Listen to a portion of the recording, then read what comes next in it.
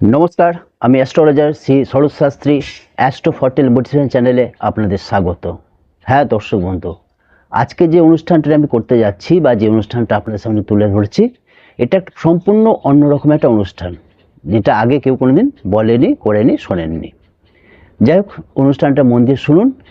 এটাই দেখার দরকার আছে যে আজকের দিনে যে ইমিটেশনের ব্যবহার যেটা আমরা করি, আমরা খুব সস্তায় ইমিটেশন গহনাগুলি পেয়ে যাই। তা অনেক কম দামে খুব সুন্দর সুন্দর ডিজাইনে পাওয়া যায়, যার জন্য সেই গয়নাগুলো আমরা ব্যবহার করে থাকি। খুব সুন্দর দেখতে, তার গঠনশৈলী খুব সুন্দর, খুব সস্তায় ব্যবহার করে থাকি, যার জন্য আমাদের কাছে এটা খুব কমফোর্টেবল হয়। তাছাড়াও এটা খুব নিরাপদ, যে কোনো রকম চুরি হওয়ার সম্ভাবনা নেই, হলেও সেটা খুব সামান্য উপর দিয়ে চলে যাবে। কিন্তু সোনার দাম দিনকে দিন বেড়ে যাচ্ছে, যার জন্য সেই সমস্যাগুলো আমাদের মধ্যে খুব চলে আসছে, যে সোনার জিনিস পরে বাইরে গেলে তার হয়তো চুরি হয়ে যেতে পারে বা বিভিন্ন ধরনের খোয়া যেতে পারে। সে কারণেই আমরা ইমিটেশনের দিকে বেশি নজর দিচ্ছি।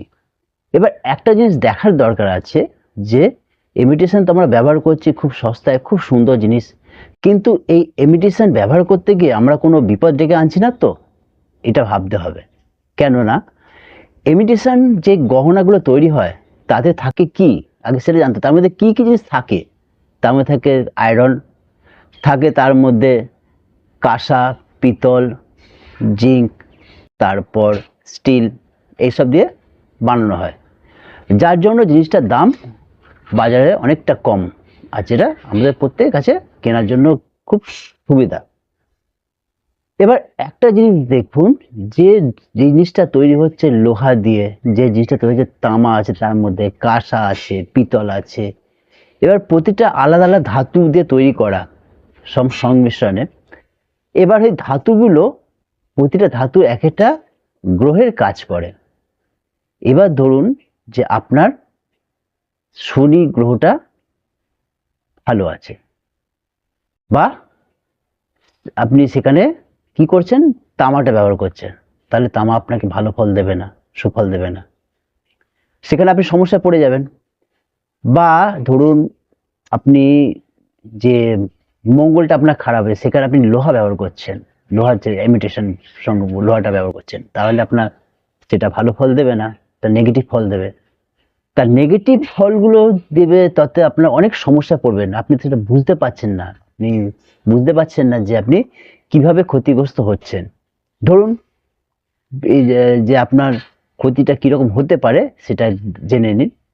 ধরুন আপনি কোথাও ইন্টারভিউ দিতে যাচ্ছেন বা কোনো বিশেষ কাজে যাচ্ছেন, সেখানে আপনি এই ইমিটেশনের গহনাটা পরে গেলেন, কিন্তু কাজটা আপনার হওয়ার ছিল, যেহেতু ইমিটেশন গহনা পরে গেলেন, আপনার বিরুদ্ধে যে গ্রহ আছে তার শক্তি নিয়ে গেলেন, আপনার সেই কাজটা হবে না, বা সেই কাজটা হতে হতেও থেমে যাবে, কমপ্লিট হবে না।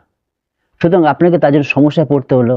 এই যে সমস্যা, ধরুন আপনি কোথাও কিছু কিনতে যাচ্ছেন, কোনো জমি কিনতে যাচ্ছেন, কোনো বাড়ি কিনতে যাচ্ছেন, বা কোনো গাড়ি কিনতে যাচ্ছেন, কোনো ডিল করতে যাচ্ছেন, আপনি সেখানে ইমিটেশনে কোনো গহনা পরে গেলেন, কি হলো, সেই জিনিসটা আপনার মাঝপথে আটকে গেল, সেটা কমপ্লিট হলো না, আপনি সেই কাজটা করতে পারলেন না।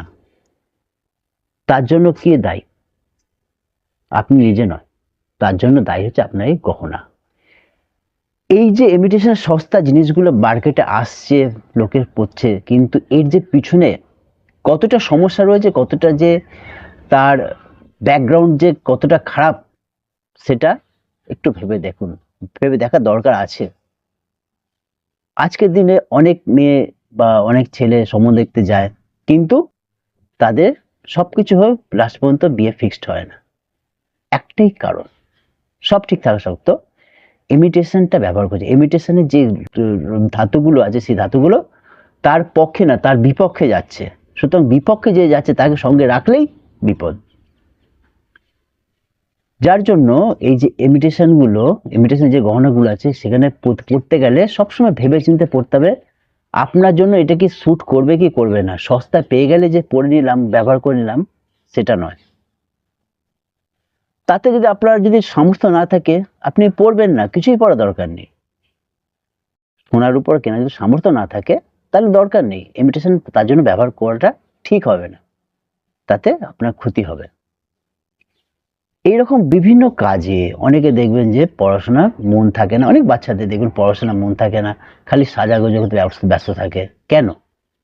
তাদের এই যে নেগেটিভ ব্যাপারগুলো আছে না, ইমিটেশনের মাধ্যমে তাদের মধ্যে চলে আসছে। অর্থাৎ নেগেটিভ জিনিসগুলো বলতে যে বিরুদ্ধ গ্রহগুলো আছে সেগুলো খুব বেশি অ্যাক্টিভ হয়ে যাচ্ছে, যার জন্য তাকে আসল কাজ থেকে, তার লাইন থেকে তাকে সরিয়ে দিচ্ছে, তাকে সরিয়ে দিয়ে তাকে তার মতো ভাবে চালনা করাচ্ছে। এটা তো অবশ্যই কুফল, অবশ্যই সমস্যাদায়ক জিনিস। সে কারণে বলি দর্শক বন্ধু, যেটা ব্যবহার করবেন, যেটা করতে চাইছেন সেটা খুব ভেবেচিন্তে করবেন। এই ইমিটেশন জিনিসটা মোটেই সুবিধার নয়। শুধু তাই নয়, অনেকে দেখবেন ইমিটেশনের গহনা ব্যবহার করলে শরীরে র্যাশ বেরিয়ে যায়, তারপর তার ঘামাচি মতো হয়ে যায়, ইমিটেশন স্যুট করে না, ইমিটেশন অর্নামেন্টস কালো হয়ে যায় তার শরীরে পরলে, তাহলে তার কখনোই পরা উচিত না।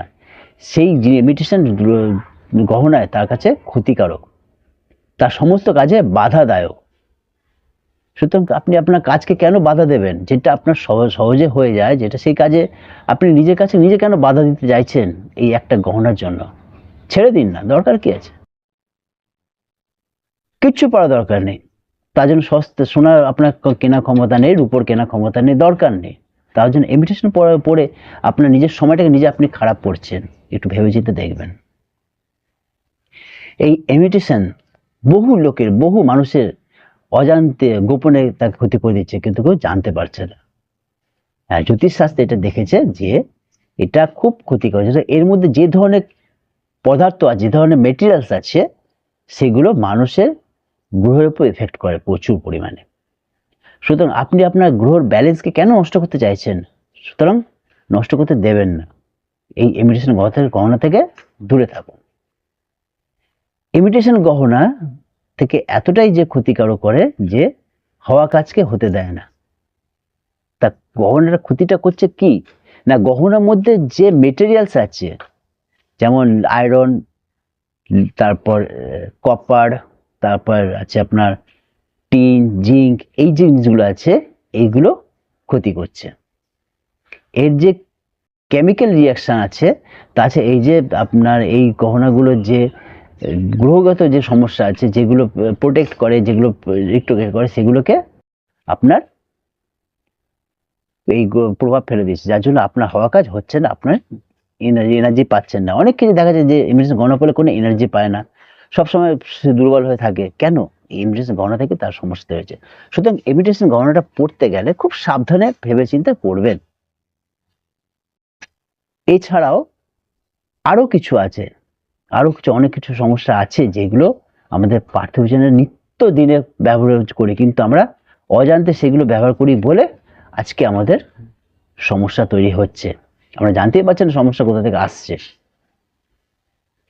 মেডিকেল রিলেটেড থেকে, হেলথ রিলেটেড থেকে শুরু করে, চাকরি থেকে শুরু করে, সমস্ত রিলেশনশিপ থেকে সমস্ত কিছু ব্যাঘাত ঘটেছে এই গহনা ইমিটেশন বললে হবে না, তার যে মেটেরিয়ালস আছে সেই মেটেরিয়াল থেকে সমস্যা তৈরি করছে। আমরা আদৌ জানি না, কিন্তু আমরা না জেনে বুঝে সেগুলো ব্যবহার করছি, করে নিজেদের সমস্যা আরো বাড়িয়ে দিচ্ছি। যাই হোক, একটু ভেবেচিন্তে ভাবা দরকার আছে। কি করেছেন না করেছেন ভাবতে অবশ্যই হবে। ভাবার মাধ্যমে সবকিছু সমস্যার সমাধান। এবার সমস্যা হলে তার সমাধান অবশ্যই আছে। সমস্যার পিছনে যেমন থাকে তেমন তার পিছনে সমস্যার সাবধানও থাকে, সেটা ভেবেচিন্তে অবশ্যই করতে হবে। যাই হোক, এই চ্যানেলটার ভিডিওটা বেশি দীর্ঘায়িত না করে এটুকুনির মধ্যে সীমাবদ্ধ করলাম। এছাড়াও আরো অনেক কিছু বলার আছে। যদি আমার সঙ্গে কেউ যোগাযোগ করতে চান, পার্সোনালি ভাবে জন্মছক বিচার করাতে চান, তাহলে নিচে স্ক্রিনে দেওয়া যে নাম্বার আছে সেই নাম্বারে ফোন করতে পারেন, হোয়াটসঅ্যাপও করতে পারেন। হোয়াটসঅ্যাপে অবশ্যই আমি কথা বলি, কোনো সমস্যা হয় না। তাছাড়াও যদি আমার চেম্বারে আসতে চান, তাহলে চেম্বার হচ্ছে উত্তর 24 পরগনা টিটাগড়ে, আর আছে হুগলিতে চুঁচুড়ায়। অবশ্যই যোগাযোগ করেন, চ্যানেলে সাবস্ক্রাইব করবেন এবং বেল আইকন টিপে আপনি নোটিফিকেশনটা চট করে পেয়ে যাবেন। এর থেকে বেশি কিছু বললাম না, এই বলে রাখলাম। নমস্কার।